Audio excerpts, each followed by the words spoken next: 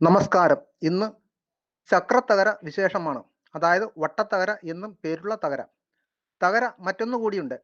എൻ്റെ നാട്ടിൽ വൻതകര, ആറ്റുതകര എന്നൊക്കെ പേരുണ്ട്. അതിൻ്റെ ഇല വലുതാണ്. എന്നാൽ കർക്കിടക മാസത്തിലെ പത്തിലക്കറികളിൽ ഏറ്റവും കൂടുതൽ ഉപയോഗിക്കുന്ന തകരയാണ് വട്ടത്തകര.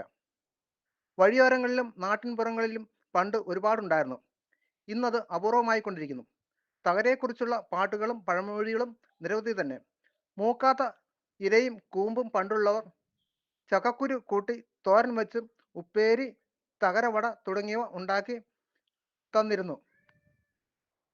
പലരും ഇന്ന് മറന്നുപോയി, അല്ലെങ്കിൽ താല്പര്യം ഇല്ല അത്ര തന്നെ.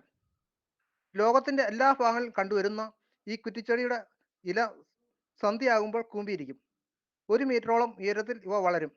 മഴക്കാലത്താണ് യാതൊരു പരിചരണവും വേണ്ടാത്ത ഇവയുടെ വളർച്ച. ഇലയും വിത്തും വേരും സമൂലവും ചിലപ്പോൾ ഉപയോഗിക്കാറുണ്ട്. വിഷത്തിന് വേര് അരച്ച് പുരട്ടാറുണ്ട്. പൂക്കൾ ഉണ്ടാവുന്നതിന് മുമ്പ് ഭക്ഷ്യയോഗ്യമാക്കുകയാണ് ചെയ്യുന്നത്. ത്രിദോഷങ്ങൾക്കും ചർമ്മരോഗം, വളങ്കടി, പുഴുക്കടി, ശ്വാസകോശ രോഗങ്ങൾ, രക്തദോഷം എന്നിവയ്ക്കും ഇതിൻ്റെ വേര് ആന്റിസെപ്റ്റിക് ആണ്. ഭക്ഷണം തന്നെയാണ് മരുന്ന് എന്നുള്ളതിൻ്റെ ഒരു ഘടകമാണ് പോഷക സമ്പുഷ്ടമായ ചക്രത്തകര. കുടുംബം ലെഗുമിനോസ, ശാസ്ത്രനാമം കാഷിയ ടോറാലിൻ, സംസ്കൃതത്തിൽ ചക്രമർദ്ദ, പ്രചണ്ഡ, ചക്രി, ഹിന്ദി ചക്രവഡ്, പാമ്പാട്, ബംഗാളി ചാവുക, തെലുങ്ക് തകരിസെ. ഇതിൻ്റെ വിത്തിൽ അമ്ലത്തിന് തുല്യമായ എമോഡിൻ അടങ്ങിയിരിക്കുന്നു. സുഗന്ധതൈലവും. രസം കടു മധുരം. ഗുണം ലഘു രൂക്ഷം. വീര്യം ഉഷ്ണം. വിഭാഗം കടു. കാൽസ്യം, ഇരുമ്പ്, ഫോസ്ഫറസ്, ടാർട്ടറിക് ആസിഡ് തുടങ്ങിയ ഒട്ടേറെ രാസസംയുക്തങ്ങൾ അടങ്ങിയിരിക്കുന്നു.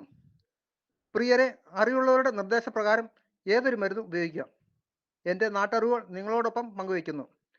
നഷ്ടപ്പെട്ടുകൊണ്ടിരിക്കുന്ന ഔഷധികൾ നാം ഓരോരുത്തരും ശ്രദ്ധിച്ചാൽ ഏറെയെങ്കിലും ബാക്കിയുണ്ടാകും. ആയുർവേദത്തിലും അലോപ്പതിയിലും ഈ മരുന്ന് ഉപയോഗിക്കുന്നുണ്ട്.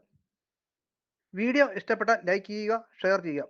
എൻ്റെ യൂട്യൂബ് ചാനൽ സന്ദർശിക്കുമല്ലോ. സബ്സ്ക്രൈബ് ചെയ്യുക. സ്നേഹപൂർവ്വം, ജേക്കബ് മാത്യു, ഇലഞ്ഞി.